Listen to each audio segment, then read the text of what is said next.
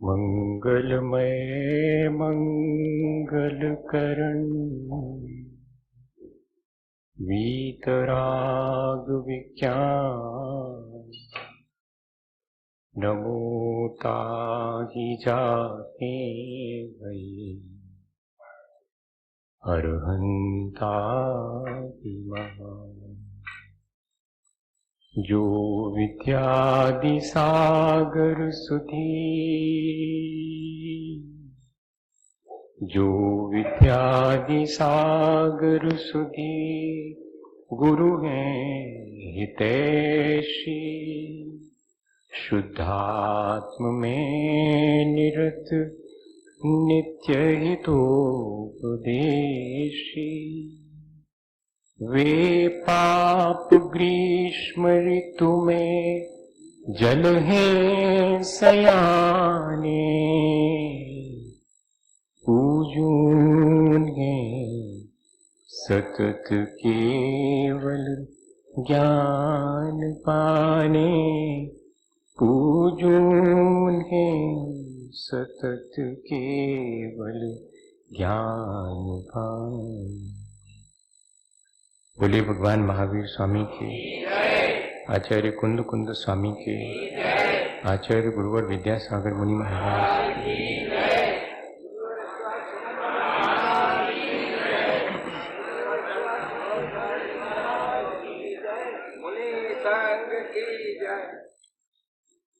हम सभी लोग हमेशा की तरह आज भी अपने शेष जीवन को और बेहतर ढंग से कैसे जिया जा सके इस बात पर विचार करने एक साथ बैठे हुए हैं।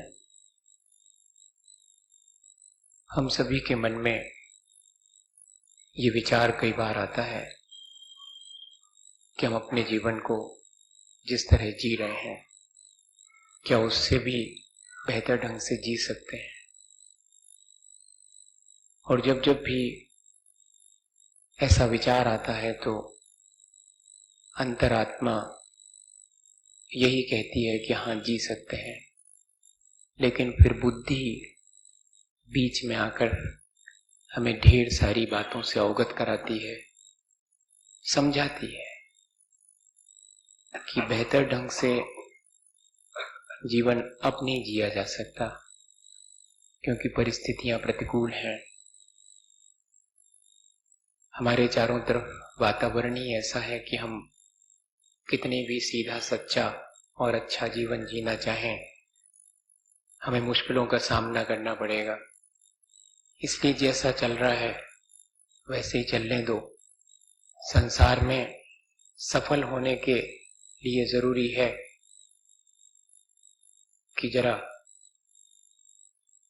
बेईमानी से, छल कपट से जैसे तैसे बने अपने जीवन में धन संपदा पद प्रतिष्ठा ये सब हासिल करनी चाहिए।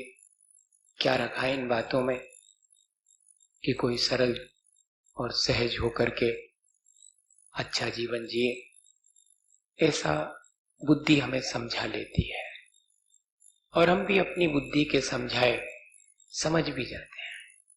अंतरात्मा की आवाज को हम सुनते हुए भी अनसुना कर देते हैं।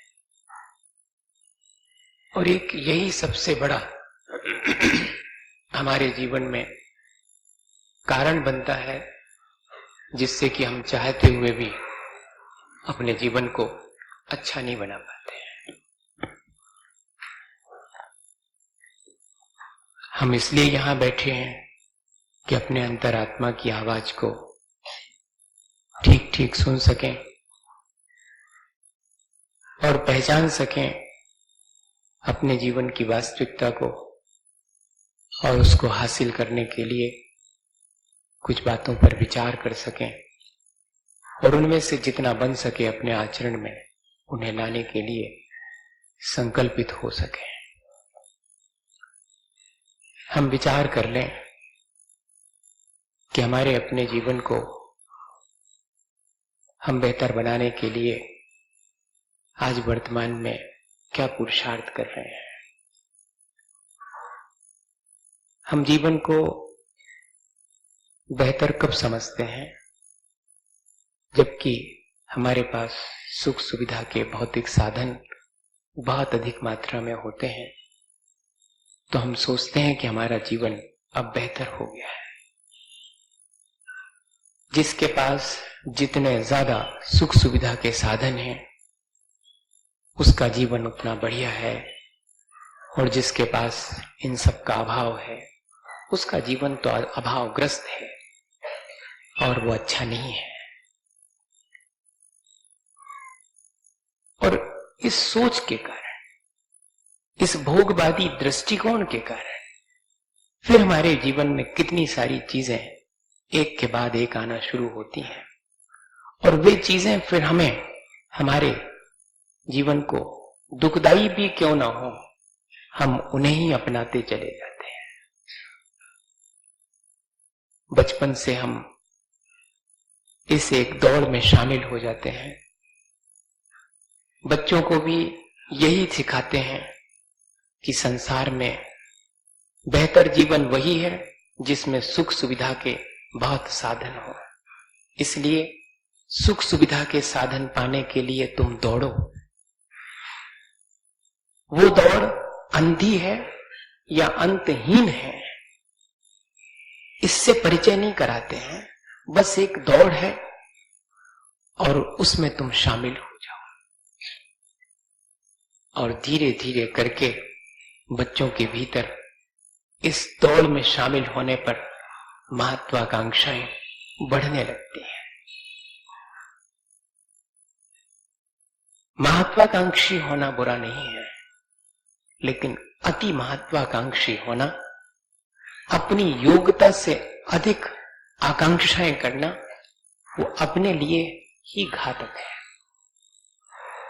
यह बात सहसा समझ में नहीं आती जब इस तरह की घटनाएं सुनते हैं कि 12वीं कक्षा का रिजल्ट धोखे से मोबाइल पर गलत सुन लेने पर और एक बेटी ने अपने प्राण दे दिए।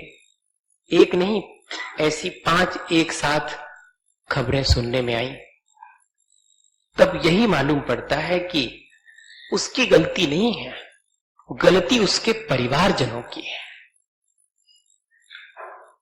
उसे अपने प्राण देने के लिए बाध्य करने वाले कौन हैं? उसके अपने परिवारजन, जिन्होंने उसे बचपन से महत्वाकांक्षी बनाया और उससे सैकड़ों अपेक्षाएं रखी। और जब उसने देखा कि मैं अपनी और अपने परिवारजनों की इच्छा की पूर्ति ही नहीं कर पाऊं, तो फिर ऐसा जीवन जीने से क्या मतलब है, और निराशा उसके जीवन में आ गई। हम अपने बच्चों से इतनी अपेक्षाएं रखते हैं, और वे बच्चे भी अपने आप से इतनी अपेक्षा रखते हैं कि वो उनकी क्षमता से अधिक हो जाती है, और जब उसमें असफलता मिलती है तब वे निराशा की तरफ चले जाते हैं, और जीवन बेहतर न बन के जीवन नष्ट हो जाता है। इस एक महत्वाकांक्षा या प्रतिस्पर्धा के सोच के कारण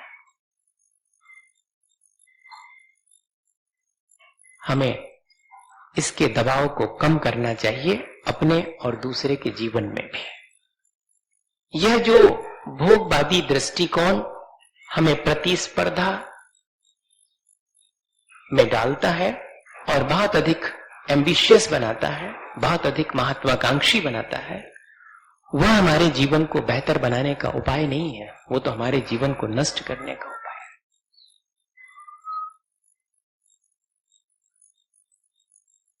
हम अपने लिए जो प्राप्त है उसे नहीं देखते हैं। हम हमेशा दूसरे को जो प्राप्त है उससे कंपेयर करके अपने आप को देखते हैं। यही प्रवृत्ति है प्रतिस्पर्धा की, जो कि आज बहुत तेजी से बढ़ती चली जा रही है। तो क्या हम अपने जीवन का विकास ना करें, प्रगति ना करें? क्या हमें महत्वाकांक्षी नहीं होना चाहिए? फिर आप ही तो बच्चों को कहते हैं कि बच्चों पढ़ो और अच्छे नंबर लाओ, फिर आपकी ये बात तो ठीक नहीं मानी जाएगी। ये प्रश्न हमारे मन में उठेगा। नहीं, हमने शायद उसको ठीक से समझा नहीं।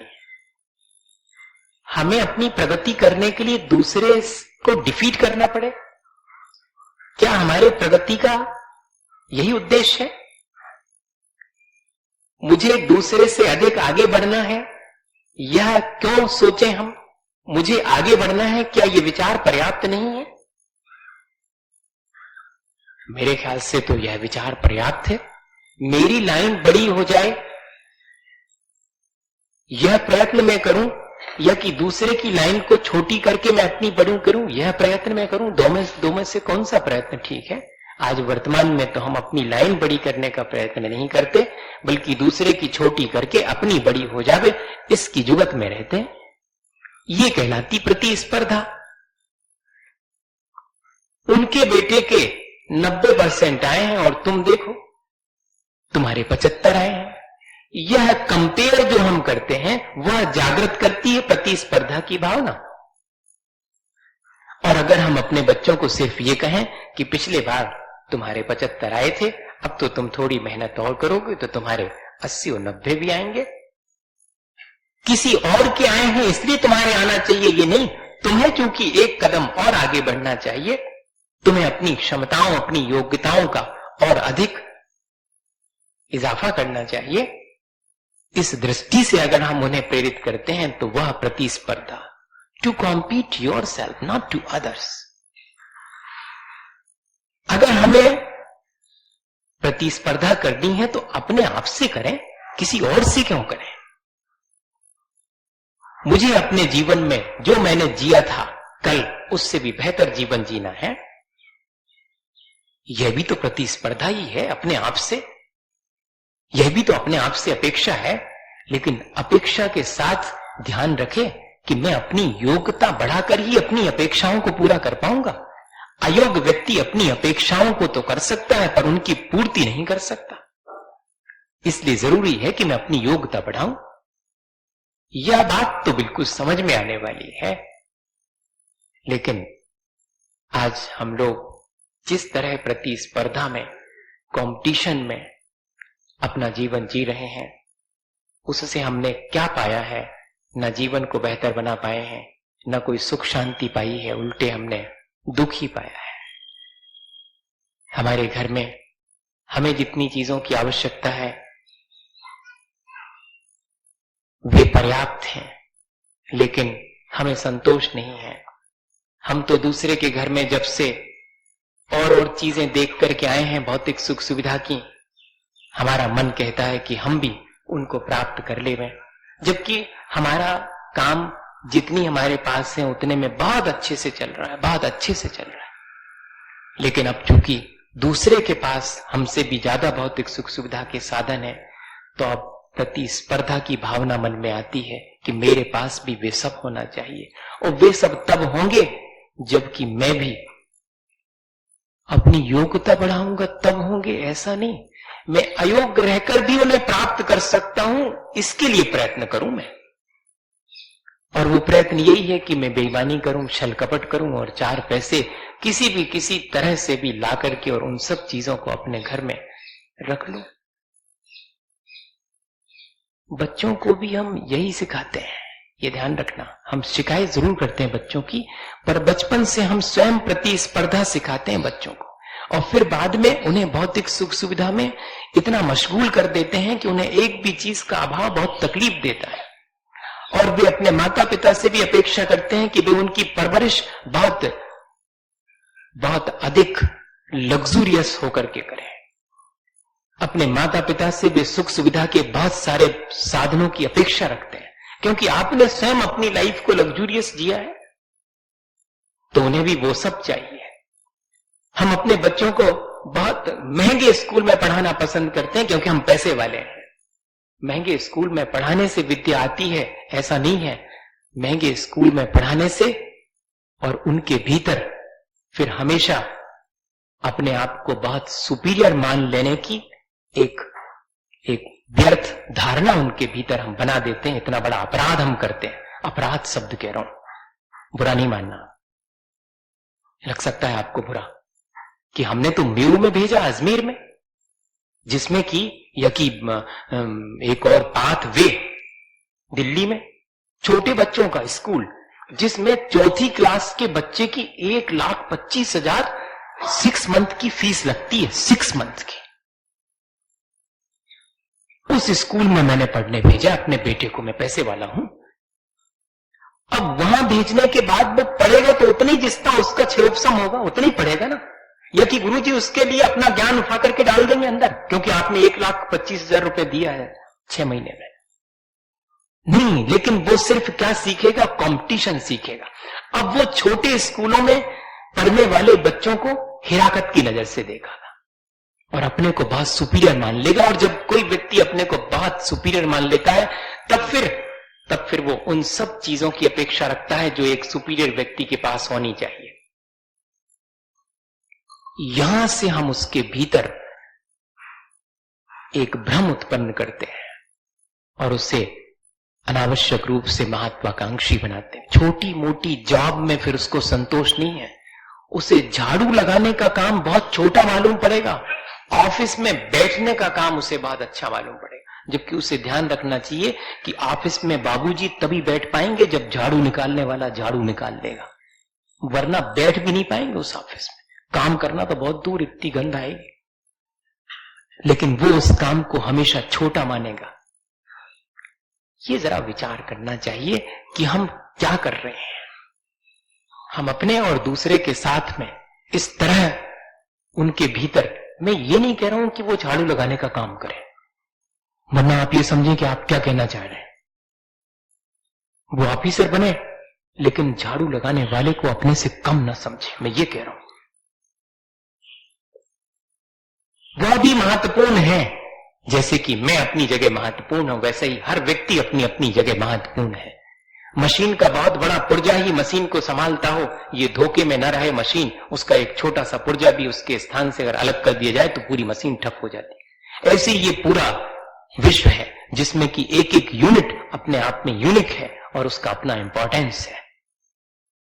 ये चीज उसके मन में आए, ये हम उसे सिखा सकते हैं, लेकिन हम उसे दूसरे से कंपेयर करते हैं और दूसरे से सुपीरियर है ऐसी फीलिंग बचपन से सिखाते हैं। बस यही जो है हम एक गलती कर देते हैं। हमें अपने आप में बहुत अच्छा बनना है, ये बहुत अच्छी बात है, लेकिन दूसरे से अच्छा बनना है ये बहुत अच्छी बात नहीं है। दूसरा अच्छा नहीं है, तुम अच्छे हो, ये अच्छी बात नहीं है। दूसरा भी अच्छा है, तुम भी अच्छे हो। ये बचपन से 4 मैकेनिज्म कल चलती हैं। I am wrong, you are right, you are right, नहीं, I am right, you are wrong, you are wrong, I am also, you are right, I am also. बहुत रेयर केसेस में शुरुआत में तो यही होता है कि जब बच्चा देखता है कि मेरी आवश्यकताएं पूरी ना करके ये जो अभी नया नया जन्म लिया है इसने दूसरे वाले, जिसको कि मां कहती कि तेरा भाई है, कहती जरूर है, पर अब मेरी सुख सुविधाओं में कमी आ गई है इसकी वजह से, अब ये मेरा भाई नहीं है, ये मेरा कॉम्पिटिटर है। यहां से शुरुआत होती है और फिर वो मन ही मन क्या सोच लेता है कि मैं तो पहले जैसा था वैसा ही हूं, माता पिता ने मेरी तरफ ध्यान देना कम किया है तो ये गलत है, I am right, you are wrong. और या फिर दूसरा निर्णय ले लेता है, वो थोड़ा अगर कमजोर होगा तो यही निर्णय लेता है कि नहीं, माता पिता तो सही हैं, मेरे भीतर कोई कमी हो सकती है, तब तो माता पिता का प्यार मेरे प्रति कम हो गया है और मेरे से इस छोटे भाई के प्रति ज्यादा हो गया है। ऐसा मन में विचार लाके और क्या सोच लेता है कि I am wrong, you are right. और तीसरी स्थिति तो बहुत ही खतरनाक होती है, जिसमें वो ये सोच लेता है कि मैं तो गलत हूं ही, ये सब भी गलत है। और फिर बाद में पूरे जीवन जहां भी रहता है ऐसा व्यक्ति, ऑफिस में रहेगा तब भी वो यही कहेगा कि मैं तो गलत हूं लेकिन तुम सब भी गलत हो। घर में भी रहेगा तो तब भी यही चीज उसके भीतर रहती है। जबकि सिखाना ये चाहिए कि बेटे तुम भी सही हो, लेकिन अब तुम बड़े हो गए हो, तुम समझदार हो गए हो, इस छोटे वाले को तो तुम्हें भी प्रोटेक्ट करना चाहिए, जैसे हम लोग उसे प्रोटेक्ट कर रहे हैं तुम्हें भी करना चाहिए, ये तुम्हारा भी दायित्व है, तुम समझो। तब उसके भीतर ये बात आएगी कि I am right, you are also, मैं तो सही हूं, तुम सब भी सही हो, तुम जो कर रहे हो ठीक कर रहे हो, मैं भी सही हूं। ये बहुत कम बच्चों में आता है, बड़े होने पर ये स्पष्ट दिखने लगता, बचपन में नहीं दिखता। देख लो आप अपने आप को ठीक मानने वाले और सारी दुनिया को गलत मानने वाले लोगों की यहां पर कितनी बड़ी जमात है। देख लो, आंख उठा करके एक बार, हाँ बहुत मिल जाएंगे लोग। अब भी अगर पान के ठेले पे खड़े होंगे तो पूरी गवर्नमेंट को ऊपर से नीचे तक जलील कर देंगे, अपने आप को ठीक मानेंगे। देख उसमें क्या देर क्या लगनी, हाँ पूरे ऊपर से नीचे तक अपने बाजू की नाली में गंदगी हमने फैलाई, लेकिन अपेक्षा यह है कि राष्ट्रपति आवे और साफ करें, क्योंकि हमने उनको राष्ट्रपति, वाह भैया वाह, हम अपने नागरिक के दायित्व पूरे ना करें और हम उनसे अपेक्षा रखें कि वे अपने दायित्व पूरे करें। ये कौन सिखाता है? ये बचपन से हम सिखाते हैं। किसी की गलती नहीं है, ये सबसे बड़ी गलती है माता पिता की। एक स्वस्थ परिवारजन, एक स्वस्थ सामाजिक प्राणी, एक स्वस्थ नागरिक बनाना आज नहीं रहा। आज तो सिर्फ दूसरे से अच्छे बनो, दूसरे से पीछे मत हटो। तुम अगर स्कूल में किसी की मार खाते हो तो उसे भी मार पीट करके लौटो, तुम उसमें भी कमजोर मत रहो, तुम उसे माफ करके लौटो। अरे नहीं नहीं, माफ करना नहीं सिखाएंगे, तुम मार पीट के लौटो, क्योंकि टिट फॉर टैट मैंने वही, जैसे कि गधा अगर लात मारे तो दोनों में कोई अंतर नहीं। वो जो पशु जगत में प्रक्रिया चलती वो हम मनुष्य जगत में अप्लाई कर रहे हैं, तो हम बेहतर कैसे बनेंगे? जरा विचार करने की चीज है। मैं आपको कोई उलाहना नहीं दे रहा हूं, अपन तो सिर्फ एक विचार कर रहे हैं कि क्या कहीं ऐसा हमने कहीं कोई भूल तो नहीं की है, हम बचपन से कहीं ऐसा तो नहीं कर रहे हैं। आज इतना ज्यादा एक दूसरे से और प्रतिस्पर्धा है, हम तो लगातार बच्चों में देखते हैं और हमें उनमें देख करके और उनकी गलती नहीं मालूम पड़ती, हमें लगता है कि इनको संस्कार देने वालों की कितनी बड़ी भूल की है इन्होंने, कि इन्हें इस तरह की आदत क्यों सिखाई है। ये झीन झपट के हर चीज लेने की चेष्टा क्यों करते हैं? ये अपनी योग्यता के अनुसार कोई चीज हासिल करने के लिए अपनी योग्यता क्यों नहीं बढ़ाते हैं?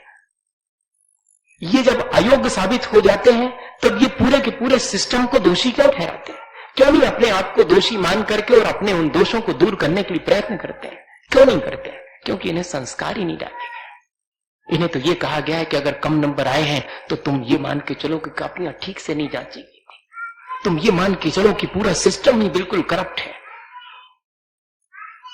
हाँ, ऐसा हम उनको, ये उनके भीतर हम इस तरह की चीज उन्हें सिखाते हैं, जबकि होना यह चाहिए था कि हम उन्हें सेल्फ एनालिसिस सिखाएं कि देखें हम अपने भीतर ही झांक करके कहीं अपनी ही तो गलती नहीं है। ये बात अलग है कि जहां हम सही हैं वहां हम झुकेंगे नहीं, लेकिन जरा देख तो लें कि दूसरे को गलत साबित करने से पहले कहीं ऐसा तो नहीं कि हम ही कहीं गलत हो, हम ही कहीं अयोग्य हो। ये प्रतिस्पर्धा इतने रूपों में हमारे जीवन को तहस नहस करने वाली चीज है। इस पर और भी आप विचार करना चाहें तो कर सकते हैं, पर हमारी अपनी वर्तमान की पीड़ा का कारण और जीवन को बेहतर ना बनने देने का कारण यही है। और इतना ही नहीं, इसके साथ साथ प्रतिष्ठा, स्टेटस सिंबल में बहुत सारी चीजें शामिल हैं। स्टेटस सिंबल में तो अब हाथ में सिगरेट भी शामिल है। स्टेटस सिंबल में तो किसी पार्टी में रात में सॉफ्ट ड्रिंक की बोतल भी शामिल है। स्टेटस सिंबल में तो मंदिर के परिसर में भी बिसलरी से पानी पीना शामिल है। स्टेटस सिंबल में तो मंदिर के परिसर में लिपस्टिक और नेल पेंट लगाना भी शामिल है। ये सब शामिल है, स्टेटस सिंबल है। इतनी सारी चीजें, क्योंकि मैं एक बड़े आदमी की बेटी या बेटा हूं या बहू हूं, तब फिर मैं उसी लज्जत के साथ सबके बीच अपने को प्रस्तुत करूं। कैसा लग रहा है? अच्छा नहीं लग रहा ना? नहीं लगना चाहिए अच्छा। जो अच्छा नहीं है वो अच्छा क्यों लगना चाहिए? इसका मतलब है कि अभी भी अच्छाइयां हमारे जीवन में, अगर ये अच्छा नहीं लग रहा, अगर जिस दिन ये अच्छा लगने लगे तो समझना कि अब अच्छाइयां गायब होने को है। अभी तो बुरा करके भी हम फील करते हैं कि हम बुरा कर रहे हैं, अच्छा कुछ और है, इतना ही बहुत है अभी तो। ये सब हमने अपने जीवन में शामिल कर लिया है, सिर्फ काहे के लिए? प्रतिष्ठा के लिए। उस झूठी प्रतिष्ठा से क्या होने वाला? क्या बाहरी इस तामझाम से हमारी प्रतिष्ठा बढ़ती है, या कि हमारे भीतर की गुणवत्ता बढ़ने से हमारी प्रतिष्ठा बढ़ती है? मुझे बताइएगा। कहीं किसी से झूठा सम्मान पाने से हमारी प्रतिष्ठा बढ़ती है, झूठे सम्मान पाने के लिए कोशिश करने से हमारी प्रतिष्ठा बढ़ती है, या कि वास्तव में अपनी गुणवत्ता बढ़ा करके अपने जीवन को स्वयं सम्मान करने से हमारी प्रतिष्ठा बढ़ती है? स्वरूपे तिष्ठा। आचार्य भगवान तो ये कहते हैं कि अपने आत्म स्वरूप में प्रतिष्ठित होना ही वास्तव में प्रतिष्ठा है। ये छोटे छोटे से पद हमें प्राप्त हो जाते हैं, उसी में हम अपने आप को बहुत बड़ा मान लेते हैं। भगवान के सामने हाथ जोड़ के खड़े होते हैं, तब अगर हम कोई ऑफिसर हैं तब भी अपने उस ऑफिसर पने को नहीं छोड़ पाते हैं। फिर ये इतना हमारे जीवन में और बैठ जाता है, किसी से मिलते हैं तो एक कॉमन पर्सन की तरह नहीं मिल पाते हैं, हम मिलते भी हैं तो एक बहुत बड़ा आदमी हूं और आपसे मिल रहा हूं, ऐसे मिलते हैं। बताइए आप, वो हमें बड़ा माने, इसमें कोई बुराई नहीं है, मैं उससे बड़े की तरह पेश आऊं, ये खतरनाक है। हाँ, और कुछ नहीं कह रहा हूं, नहीं तो आप इसका दूसरा अर्थ ले लें। बड़ा तो बड़ा ही रहेगा, उसे बड़ा मानने का भ्रम भर नहीं होना चाहिए। कोई किसी को बहुत अच्छा मानेंगे, बहुत अच्छी चीज है, लेकिन मैं तो अपने आप को अभी पूरी तरह से अच्छा नहीं हुआ हूं, ये मान करके अपने भीतर की और अच्छाइयों को प्रकट करूं, अपने जीवन की और जो बुराइयां हैं उनको हटाने के लिए प्रयत्न करूं। मैं अपने को पूर्ण मान करके या बहुत बड़ा मान के बैठ जाऊं तो मेरे बड़े और अच्छे होने के सारे द्वार बंद हो जाएंगे। ये कहना चाह रहा हूं। पद और प्रतिष्ठा पाना कोई बहुत बड़ी चीज नहीं है। आज के समय में बहुत आसानी से मिल रही है, बहुत आसानी से मिल रही है, जैसे कि रेवड़ी बांटी जाती ऐसी मिल रही है। हाँ, आप खुली आंख से देखना तो आपको मालूम पड़ेगा, कोई बहुत बड़ी चीज नहीं। और एक मिनट में वो पद प्रतिष्ठा नीचे आती भी देखने में आ रही है। बर्फ के पहाड़ पर खड़े होने वाला ध्यान रखे कि उसी की गर्मी से बर्फ पिघल जाएगा और वो नीचे आ जाएगा। ये हमेशा देखने में आता है। भले ही वो पहाड़ के ऊंचे खड़ा हुआ और लोगों से अपने को बहुत बड़ा मान रहा है, लेकिन खड़ा कहां हुआ है? बर्फ के पहाड़ पर। और काहे से पिघलती है? अपने ही अहंकार की गर्मी से पिघलती है बर्फ। जब जब हमें अपने बड़े होने का अहंकार आ जाता है, तब तब अपने बहुत सफल होने का अहंकार आ जाता है, तब तब। बड़े होना और सफल होना बुरा नहीं है, लेकिन बड़े होने और सफल होने का अहंकार आना बहुत बड़ी बुरी चीज है। प्रतिष्ठा के लिए क्या क्या नहीं कर रहे हैं, मुझे तो ये कहने में भी अच्छा नहीं लगता। अपन लोग प्रतिष्ठा के चलते, अब चूंकि मैं उनने बुलाया है, उनके ब्याह में जा रहा हूं और मैं बहुत बड़ा आदमी हूं, तो अब जब वो कहेंगे कि रात में खा लो तो खाना ही पड़ेगा। अब ऐसे कैसे? हाँ, प्रतिष्ठा का सवाल है। नहीं तो वो कहेंगे कितने बैकबर्ड हो तुम। हाँ, ऐसा नहीं कहेंगे वो तो कितना बेकार लगेगा चार लोगों के बीच में कि इतने बड़े आदमी होकर के भी, इतने पढ़े लिखे होकर के भी, और क्या दकियानूसी बातों में लगे हो। 15वीं शताब्दी में जब बिजली नहीं होती थी तब की बात हो सकती कि अंधेरे में मत खाओ। अब तो बिजली की जगह मगर लाइट है, उसमें खाओ और भूल जाओ। अत्यंत अवैज्ञानिक हो जाओ। हाँ, ये कहेंगे अपन, ये याद नहीं आता कि हम अवैज्ञानिक हो गए, अपने को बहुत वैज्ञानिक मानते हैं। ऐसे वैज्ञानिक लोग भी भूल जाते हैं उस समय रात में खाते समय कि अल्ट्रावायलेट रेज की एब्सेंस में कितने जर्म्स क्रिएट होते हैं, कितने माइक्रोब्स जो है पूरे एनवायरनमेंट में, और कितना पोल्यूशन हो जाता है, ये भूल जाते हैं। और अत्यंत अवैज्ञानिक होकर के और उस प्रक्रिया में शामिल हो जाते। किस वजह से? स्टेटस। बहुत सारी चीजें। मैं जब भी इस पर विचार करता हूं तो मन थोड़ा मने अच्छा नहीं लगता, दुखी हो जाता मन की क्या कर रहे हैं। आज की युवा पीढ़ी भी जिसके पास इतनी सामर्थ्य है कि वो चाहे तो सादगी और सरलता क्या होती ये दिखा सकती है, लेकिन वो ये दिखा रही कि वल्गरिटी और अय्याशी क्या होती है। हाँ, वो ये दिखा रही कि देख लो क्या क्या क्या होती, अय्याशी क्या होती और वल्गरिटी क्या होती। ये मैं दिखा सकता हूं तुम्हें, मेरे अंदर क्षमता है। जबकि वो चाहती अगर युवा पीढ़ी तो क्या होती सरलता और क्या होती है सादगी और क्या होता है ज्ञान, इस बात को दिखा सकती थी, इस बात के लिए प्रतिष्ठा पा सकती थी। आज तो वो इस बात के लिए प्रतिष्ठा पा रही है। देखिए, ऐसा अगर अपन सोचते हैं तो कैसा लगने लगता, मन खराब होने लगता है। हमारे अपने प्रतिष्ठा को हम धीरे धीरे करके जो वास्तविक प्रतिष्ठा है उसको भूल करके ऐसी झूठी प्रतिष्ठा पाने के लिए, वास्तविक प्रतिष्ठा पाने का इनकार नहीं कर रहा हूं, वास्तविक प्रतिष्ठा तो अपने नैतिक जीवन मूल्यों को अपने जीवन में लाना ही वास्तविक प्रतिष्ठा है। लेकिन अपने नैतिक जीवन मूल्यों को भुला देने में कोई प्रतिष्ठा नहीं है जिसके पीछे आज हम दौड़ रहे हैं। हमें विचार करना चाहिए। मैंने आपको कोई उदाहरण ही नहीं दिया, इतनी देर से आपको बहुत हैवी डोज दे रहा हूं। जरा सा लाइट कर लेते हैं अपन, जरा हंस लेते हैं अपने ऊपर, दूसरे पर नहीं। है तैयार आप? कोई तैयार नहीं होता अपने ऊपर हंसने के लिए। अच्छा बताओ, केले के छिलके पे फिसल करके गिरते हैं तो हंसते हैं, दूसरा गिरे तो हंसते हैं, हंसते तो हैं।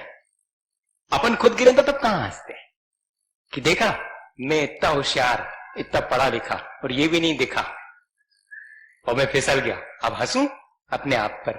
नहीं, दूसरा हंसता है। ये अपन ने दूसरे के जिम्मे कर रखा है कि तुम हंसना, जब तुम गिरोगे तो हम हंसेंगे और हम गिरे तो तुम हंसना। यही तो नहीं, थोड़ा सा चेंज करना।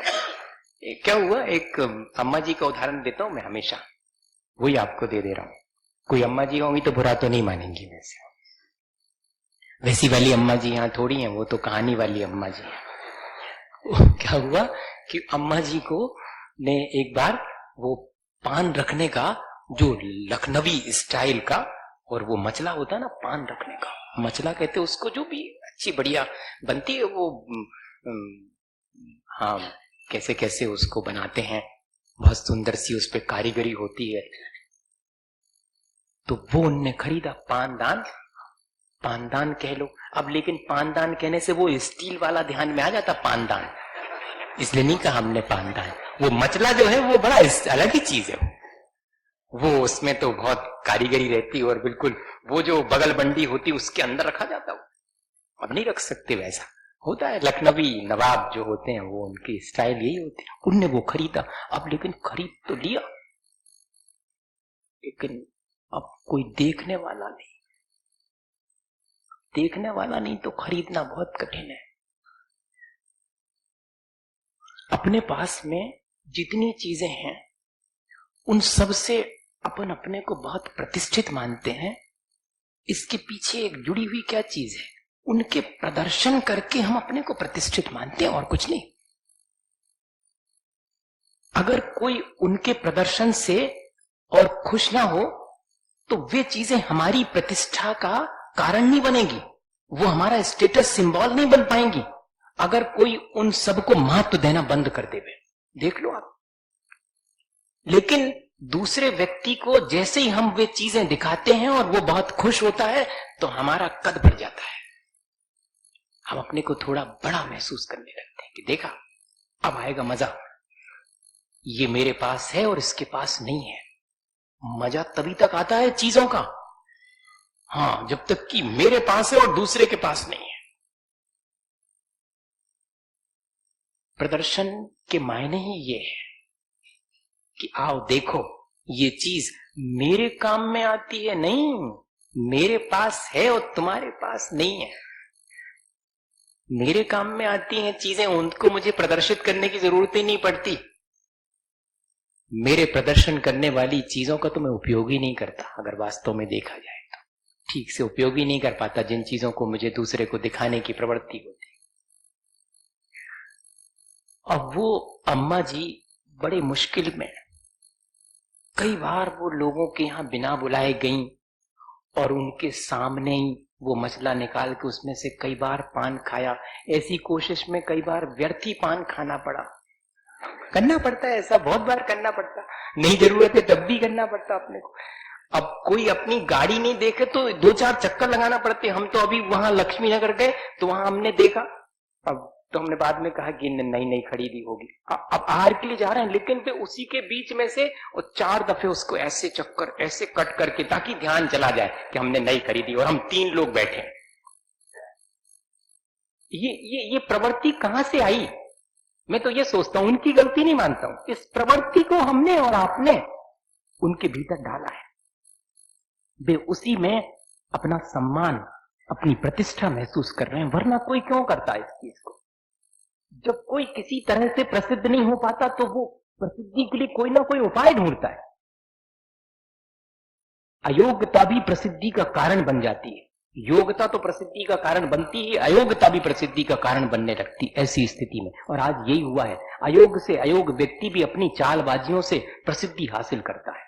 देख लो आप, पीठ हम उन्हीं की थपथपा रहे हैं जो अयोग्य हैं, पर उन्होंने किसी न किसी जुगत बिठा करके और कोई ऐसी चीज हासिल कर ली है। हम व्यसनी व्यक्ति के भी पैर छू लेते हैं अगर उसके पास में कोई विभाग हो, तो उससे हमारा काम निकलता हो तो। हाँ,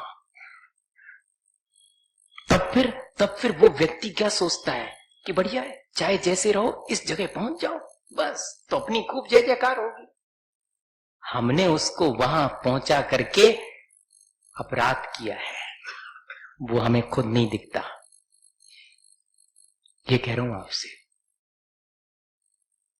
छोड़ो, कौन पड़े इतने बड़े झगड़े में। कहानी अच्छी थी, वो बेकार में अपन बीच में इतनी बातें करने लगे, है कि नहीं? कैसा लग रहा है? ऐसे ही लग रहा है कि नहीं लग रहा? कहानी अच्छी है तो वो क्या हुआ उसमें कहानी में कि उसने 3-4 दफे खाना पड़ा उसको, पान नहीं भी खाती थी तो खाना पड़ा, बजट भी गड़बड़ा गया, अपना भी गड़बड़ा जाता है ऐसी चीजें करने में, बजट बहुत गड़बड़ा जाता है दिखावटी चीजें करने में प्रतिष्ठा के लिए। लेकिन कोई ने ध्यान नहीं दिया और एक दिन तो जब उससे सहन नहीं हुआ कि मैंने नया मछला इतना बढ़िया खरीदा और कोई ने ये तक नहीं पूछा कि कब खरीदा। बताओ आप, कितनी मुश्किल वाला काम है। तो कहते हैं कि हल्ला मचा मोहल्ले में कि बुढ़िया माँ के यहां पर आग लग गई, चलो पानी लेकर के चलो। सब बाल्टियों में और जगह जगह जैसे भी जिनसे बना पानी लेके भागे। कहाँ लग गई बूढ़ी अम्मा आगी तो देखा कि कुछ कागज वागज पड़े हैं, कचरा पड़ा, उसमें आग लग गई है। सबने आंगन फांगन और आग बुझाना शुरू किया, लेकिन बूढ़ी अम्मा तो मजे से और सबके बीच खड़ी हुई अपना मछला निकाल करके पान खा रही है। हाँ। और जैसे ही वो पान खा रही, उनने देखा इसी बाजू वाले ने, और मछला देख करके बड़ा प्रसन्न हुआ, भूल गया क्योंकि आग बहुत लोग बुझा रहे हैं, बुझ जाएगी वो तो। हाँ, तो पूछ ही लिया बूढ़ी अम्मा से कि अम्मा जी ये कब खरीदा मछला, इतना सुंदर सा आपके पास पान रखने का मछला?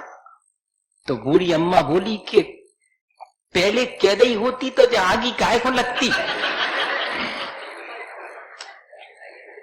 अगर यही बात पहले पूछ ली होती तो काहे को, वो तो हमें को लगाना पड़ी। जब भीतर बहुत लग गई तो बाहर भी लगाना पड़ी। ये हो रहा है, इस पे अपन हंसते हैं, पर अपने जीवन में भी यही कर रहे हैं अपन, और कोई बहुत बड़ी चीज नहीं है। ऐसा जो पद प्रतिष्ठा पाने का लालच या दूसरे को अयोग्य होने पर भी अपने योग्यता का प्रदर्शन करने का लालच, ये सब हमारे जीवन को दुखी बनाने वाली चीजें भी है। ये तो अपन ने अपने दुख के उपाय किसी और ने नहीं किए हैं, अपन ने ही किए हैं अपने उस भोगवादी दृष्टिकोण की वजह से। वापस लौट के आए, कहां से ये शुरू हुआ था? मेरे जीवन को मैं भोग विलास की सामग्री जोड़कर बेहतर बनाना चाहता हूं। अगर ये मेरे जीवन को बेहतर बनाने का ढंग है तो ये मेरे जीवन को दुख उत्पन्न करने वाला ही है, क्योंकि उसी से ये सारी चीजें मेरे जीवन में आती हैं। मुझे करना क्या चाहिए? मुझे अपने जीवन को बेहतर बनाने के लिए तो प्राणी मात्र के प्रति प्रेम और प्रीति का व्यवहार करना चाहिए। कहां पढ़ा हूं मैं प्रतिस्पर्धा, प्रतिष्ठा और प्रदर्शन में? मेरे भीतर तो अपने ही समान सब है, इस तरह का प्रेम और प्रीति का भाव उत्पन्न होना चाहिए। हम तो वे लोग हैं जिन्होंने परमात्मा से भी प्रेम करना सीखा है। प्राणी मात्र से प्रेम और उसके भीतर बैठी हुई परमात्मा शक्ति से प्रेम करने का हमारा दायित्व है, हमारी संस्कृति है। वो हमारे अपने जीवन को ऊंचा उठाने वाली चीज है, जो अब धीरे धीरे परिवर्तित होती जा रही। गायब हो रही ऐसा नहीं कहूंगा, हाँ पहले जरूर कहता था, अब तो कहूंगा परिवर्तित होती चली जा रही। प्रेम प्रीति है, आज भी है, लेकिन उसका रूप बदल गया है। भगवान से प्रेम इतना ही है कि भगवान हमारे काम बना उतरे हुए। हाँ, जिस दिन हमारा काम नहीं बनेगा भगवान से, सो भगवान को हमेशा के लिए जय जिनेंद्र रहो अपने मजे में मंदिर में, हमें आपके पास आने की फुर्सत नहीं है। काम बन जाएगा तब भी नहीं है, और काम नहीं बनेगा तब भी नहीं है, दोनों ही बातें हैं। पूजा पाठ तभी तक करते हैं जब तक कि काम नहीं बना, और जब पता लगा कि काम बन गया तो अब जरा कम हो गया क्योंकि काम में उलझ गए, काम बन गया तो तब भी प्रेम प्रीति कम हो जाती, भगवान के प्रति भी श्रद्धा कम हो जाती, और काम नहीं बने तब तो हो ही जाती है, क्योंकि इतनी पूजा पाठ करी, 20 वर्ष हो गए, माथा टेका और क्या हुआ? कुछ नहीं हुआ, छोड़ो, दूसरे जगह चलो। घर के संबंधों में भी यही चीज है। जितने भी आज प्रेम प्रीति के संबंध हमने बनाए थे, उन सब के भीतर भी यही स्वार्थ प्रवेश कर गया है, इसलिए उसका रूप बदल गया है। हमें क्या करना है? उसके रूप को बदल देना, फिर से जो बदल लिया है हमने उसको ठीक कर लेना चाहिए, और कुछ नहीं करना। प्रेम प्रीति तो हमारी है, उसमें से स्वार्थ भर गायब कर दें हम, फिर देखिएगा कितना आनंद आता है। चीजें हमारे पास रहें, बहुत अच्छा है, हम उनका प्रदर्शन न करें, हम उनका उपयोग करें, दूसरे के उपयोग में आए हम उनको दें। हम कोई पद प्रतिष्ठा पाएं, बहुत अच्छी चीज है, क्यों ना पाएं हम, लेकिन हम उसके द्वारा दूसरे की मदद करें और दूसरे को भी उसी ऊंचाई पर ले जाने के लिए प्रयत्न करें कि तुम भी वहीं आओ, मैं अकेला क्यों, उतनी ऊंचाई पर आप भी आओ, तो आप भी उस पद और प्रतिष्ठा को प्राप्त करो, अपनी योग्यता बढ़ाओ, जैसे कि मैंने योग्यता बढ़ा करके इस चीज को प्राप्त किया है। ये सोच हमारा थोड़ा सा बदल जाए तो ये सारी चीजें पॉजिटिव हो जाएंगे। अभी हमारे जीवन को ये दुख दे रही है, फिर ये इन्हीं चीजों में से हम चाहेंगे तो हमारे जीवन में सुख और शांति मिलने लगेगी। प्रेम और प्रीति, निस्वार्थ प्रेम और प्रीति हमारे जीवन में आ सकती है, ऐसा नहीं है, आज भी है, पर थोड़ी मात्रा में बची हुई है। मुझे एक छोटी सी घटना याद आती है, मैं आपको वही सुना देता हूं। भगवान के प्रति भी निस्वार्थ प्रेम हो सकता है, अपने पड़ोसी के प्रति भी हो सकता है, अपने नौकर चाकर के प्रति भी हो सकता है, अपने घर परिवार के लोगों के प्रति तो होता ही है, इन सब के प्रति भी हो सकता है क्या निस्वार्थ प्रेम। और वो अगर हमारे जीवन में आ जाए तो फिर देखिएगा कि कितना बेहतर जीवन होता है हमारा। कभी करके देख लीजिएगा, मेरे ऊपर विश्वास नहीं हो तो खुद ही प्रयोग करके देख लीजिए, उसमें कोई दिक्कत नहीं है।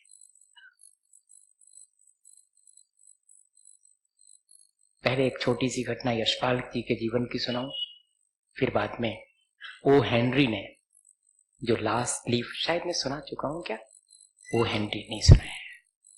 दोनों चीजें आज मेरा मन है कि सुना दूं, थोड़ी देर तो हो जाएगी, तो क्या कर सकते हैं, द्वार है, होगी तो देर तो होगी। यशपाल जी विदेश यात्रा के लिए गए, उनने अपने जीवन का संस्मरण लिखा है और बर्लिन घूमने गए जब वो, तो उन दिनों बर्लिन में आपस में कोई तकरार हो गई थी, तो एक दीवार बना दी गई थी। ऐसा अब नहीं है वो, पर सबको ये मालूम था कि बर्लिन के लोग आपस में झगड़े और उनके बीच में एक दीवार उठानी पड़ी और उनका विभाजन हो गया। हमारे देश में ये नहीं, हमारे देश में करप्शन है, हमारे देश में यों है त्यों है, जबकि हम उसी के नागरिक हैं। उसी की नागरिकता का हमारे पास अधिकार है और उसी की हम निंदा कर रहे हैं। हम उसकी शाख किसमें है उसको अपने हाथ से तोड़ रहे हैं और फिर उसकी निंदा कर रहे हैं। उसकी इज्जत जिसमें है वो हमने स्वयं दांव पे लगा रखी है अपने देश की, और उसकी फिर हम निंदा कर रहे हैं। इसमें हो सकता है कि वैसा ही देखने में आए, लेकिन आप संभल के सुनिएगा। वे वहां उन दोनों के एड्रेस लेके जाते हैं और उनसे हॉस्टल में मिलते हैं, और जब पहले वाले के रूम पर पहुंचते हैं और उससे अपनी समस्या बताते हैं, तो वो क्या कहता है कि इन दिनों मेरे परीक्षाएं चल रही हैं और मैं बहुत व्यस्त हूं। मैं बर्लिन घुमा तो सकता था आपको, लेकिन मुझे वक्त नहीं है। ऐसा जवाब देता है, भारतीय होने के बावजूद भी एक भारतीय को मदद करने से इनकार कर देता है। जबकि मेरे पास एक भारतीय व्यक्ति का ही जो विदेश में है उसका पत्र है, उसमें लिखा है कि महाराज, यहां आने के बाद मुझे संबंधों की गरिमा समझ में आने लगी है। वहां तो अपने सगे भाई के साथ भी सगे भाई जैसा व्यवहार नहीं कर पाते हैं भारत में। यहां तो अगर कोई ये कह दे कि मैं भारत का हूं तो अपने सगे भाई से कम नहीं मालूम पड़ता, और अगर वो ये कह दे कि मध्य प्रदेश का हूं तब तो बिल्कुल एक ही मां का जाया हुआ ऐसा लगने लगता है।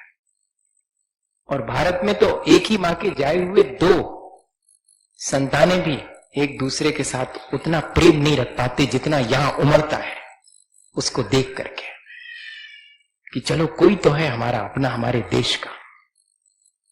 और वे अपने ही देश के व्यक्ति से कहते हुए पाए जा रहे हैं कि अभी हमारी परीक्षाएं, जबकि ये ध्यान रखना उनकी परीक्षाएं नहीं चल रही हैं।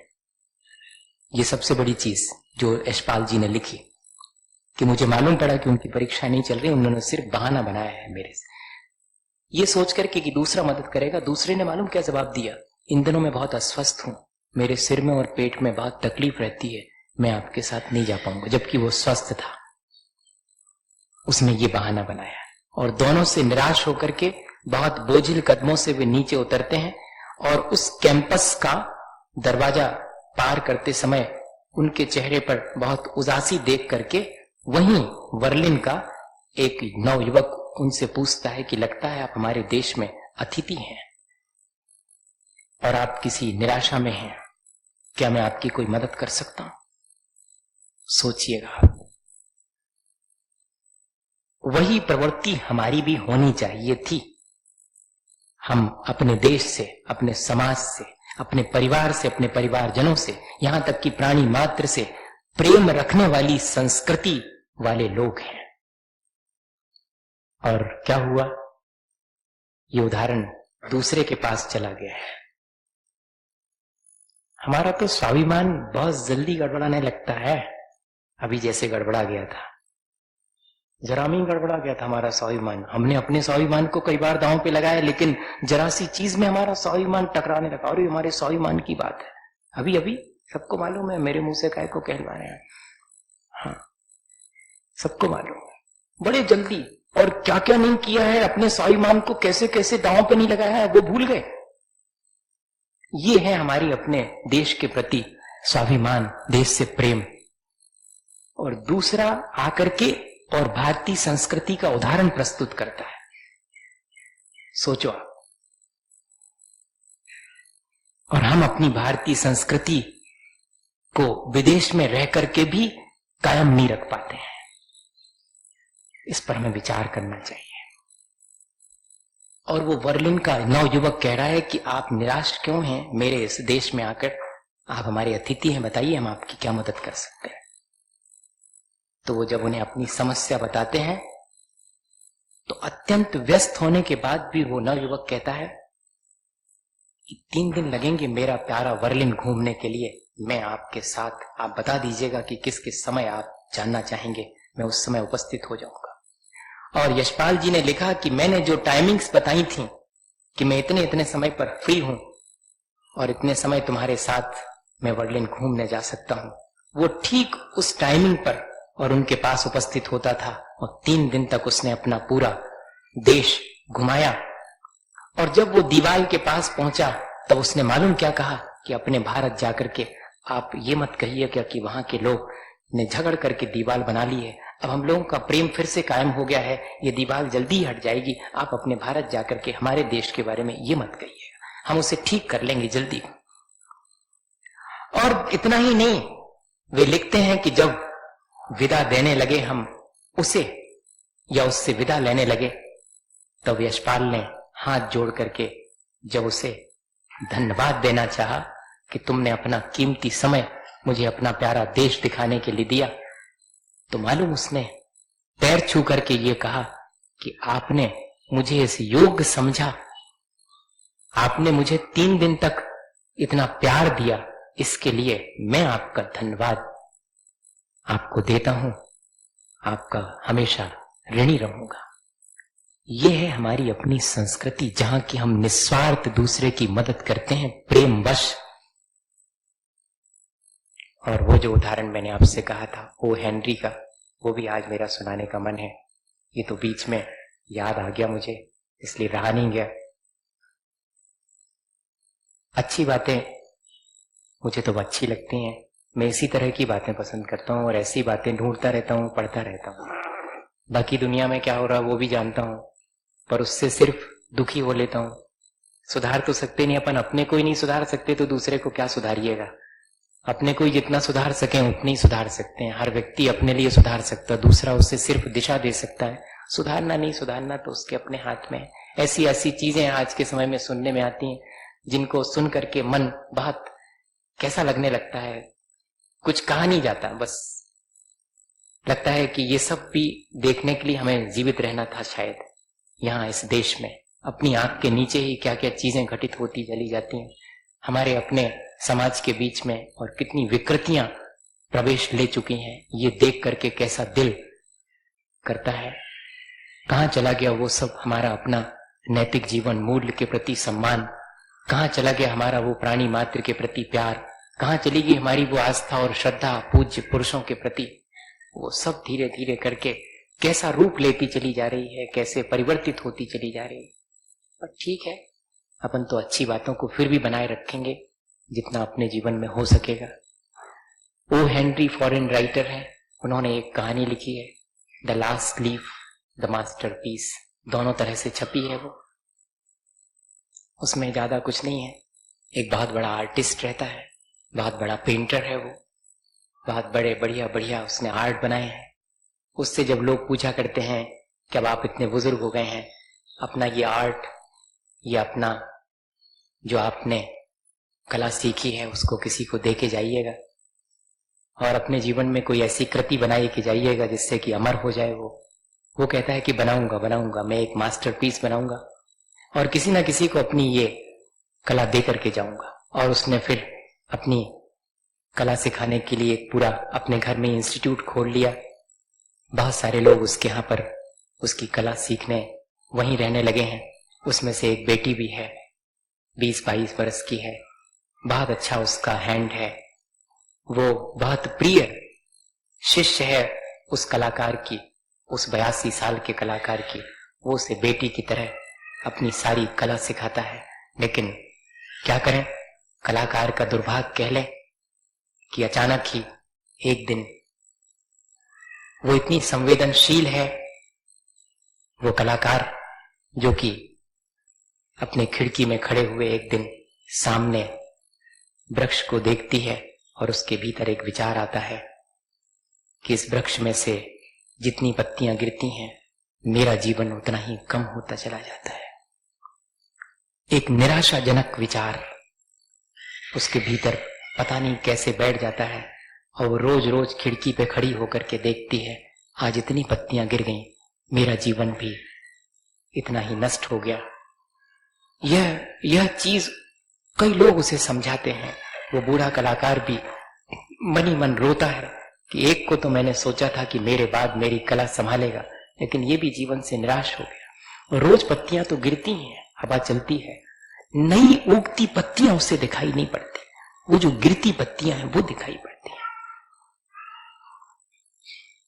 एक दिन ऐसा आता है कि पत्तियां बहुत थोड़ी रह जाती हैं। अब तो वो डेथ बेड पर जैसे लेट गई है, सारा कुछ निराशा से घिर गया है। जितने भी और कलाकार हैं वे भी उसके चारों तरफ उसे समझाने के लिए जुटे हैं। अब उस इंस्टीट्यूट में कोई कलाकृतियां नहीं बना रहा है, सब उसे संभालने में लगे हुए हैं। कलाकार भी चिंतित है। वो बूढ़ा, वो बिल्कुल निराश होने से खाना पीना भी छोड़ चुकी है और मरणासन्न ही अवस्था को प्राप्त है। जीवन कितना रहेगा कहा नहीं जा सकता। पर्दे डलवा दिए गए हैं खिड़की पर, लेकिन वो जिद करती है कि पर्दा हटा करके मुझे दिखाओ अब कितनी पत्तियां उस वृक्ष पर रह गई हैं। रोज वो एक बार उन पत्तियों को गिनती है, अब थोड़ी और बची हैं, थोड़ी और बची हैं, ऐसी मेरी सांसें भी थोड़ी और बची हैं। क्या करे वो कलाकार, सोच में है। एक दिन तो ऐसा होता है कि सब देखते हैं खिड़की में से उस वृक्ष पर सिर्फ एक ही पत्ती बची हुई है और वो बहुत निराश है कि बस ये एक पत्ती टूटने में कितना 1 दिन 2 दिन लगेंगे। और इतना ही नहीं, उस दिन ऐसी घटना घटती है कि बहुत तेज तेज बारिश आती है, आंधी चलती है, सब दरवाजे खिड़कियां बंद कर दिए जाते हैं, फिर भी बाहर चलने वाली आंधी और बारिश की आवाज तो उसके कानों में पड़ती है। तब वो सबसे कहती है कि इतनी आंधी बारिश में तो वो जो एक पत्ती और थी, आखिरी पत्ती, वो तो अब आज रात गिर ही जाएगी। मेरा जीवन भी आज रात इतना ही शेष बचा है, कल की सुबह का सूरज उगता शायद मैं नहीं देख पाऊंगी। इतनी निराश होकर के वो पड़ी हुई है। सब उसके लिए प्रार्थनाएं कर रहे हैं, लेकिन वो 82 साल का बूढ़ा कलाकार अचानक रात 12 बजे उसे लगता है कि अब समय आ गया है, मुझे कोई आखिरी कलाकृति बना लेना चाहिए। और वो अपनी सीढ़ी और लालटेन लेकर के घर से बाहर निकल जाता है और सारी रात वो कलाकृति बनाता है। सुबह उसके जीवन में नहीं होती है। वो तो अपने घर के बाहर सीढ़ियों पर लालटेन और सीढ़ियां हाथ में उसके बाजू में दबी हुई हैं और पड़ा हुआ है। लेकिन जब सुबह सुबह वह बेटी, वो कलाकार पूछती है कि बस एक बार मुझे ये पर्दा खोल के दिखा दो कि वो पत्ती अब तो गिर गई होगी इतनी आंधी पानी तूफान में, और लोग भी बहुत मुश्किल में हैं कि क्या करें, अब कैसे दिखाएं। सूरज की पहली किरण के साथ ही वे पर्दा हटा करके उसे उठा करके खिड़की के पास दिखाते हैं और खुद भी सोचते हैं कि नहीं दिखेगी पत्ती, लेकिन वे चकित रह जाते हैं कि उस पेड़ पर वो पत्ती अभी भी ज्यों की त्यों लगी हुई है। अब इसके जीवन में जीवन का संचार होना शुरू होता है। अरे अद्भुत, सारी पत्तियां गिर गईं, गिर जावे, आंधी पानी तूफान में ये एक पत्ती सारी रात नहीं गिरी, इसका मतलब है कि मैं भी नहीं मरूंगी। बस विटल पावर, जीवनी शक्ति उसके भीतर, और वो स्वस्थ और प्रसन्न हो गई। और अपनी स्वस्थता और प्रसन्नता व्यक्त करने के लिए उसने कहा कि मैं अब भी जाती हूं अपने उस बूढ़े पिता से मिलने के लिए, कि मैं अब जीऊंगी और तुम्हारी कलाकृतियों को मैं उनका नाम रोशन करूंगी। और जब सब उसे लेकर के उस बूढ़े कलाकार को खोजने जाते हैं तो वो अपनी ही सीढ़ियों पर लालटेन लिए और प्राणांत हो गया है, पड़ा हुआ मिलता है। हुआ क्या? अब सब खोजते हैं कि हुआ क्या, ये सब घटित कैसे हुआ। तब मालूम पड़ता है कि उस बूढ़े कलाकार ने आंधी पानी तूफान में किया क्या था। उसने सिर्फ ये किया था कि उस पेड़ के पास ही एक दीवार थी घर की, उस दीवार पर इस तरह से सारी रात में एक पत्ती ऐसी बनाई थी जो कि उस खिड़की से देखने पर ऐसी मालूम पड़ेगी कि वृक्ष पर टंगी हुई है। और उस पत्ती को सारी रात बनाने में ही उसका जीवन पूर्ण हो गया। आंधी पानी तूफान में उसके प्राणांत हो गए, लेकिन उसका प्रेम हमेशा के लिए अमर हो गया। निस्वार्थ प्रेम, अपना जीवन देकर के भी दूसरे के प्राणों की रक्षा उसने की। इससे बड़ा प्रेम क्या हो सकता? आज है ऐसा? जीवन को ऊंचा उठाने वाला शायद यही भाव है, प्राणी मात्र के प्रति सद्भाव। वो हमारे जीवन को बेहतर बनाता है, वो जीवन को ऊंचा उठाता है। काश ये घटना हमें भी प्रेरणा दे और किसी को जीवन में हम उदास होते देखें तो उसके भीतर जीने का उत्साह भरें और अपने जीवन को ऐसे जिएं जिससे कि कोई अपने जीवन से निराश ना हो। अपने आसपास के वातावरण में निराशा ना भरें, अपने आसपास के वातावरण में जीवन भर सकें। अगर इस तरह की हम सेवा कर सकें, इस तरह का सद्भाव हमारे जीवन में हो, तो फिर हमारा जीवन बहुत बेहतर होगा। इसी भावना के साथ कि हम सब अपने जीवन को अच्छा बना सकें।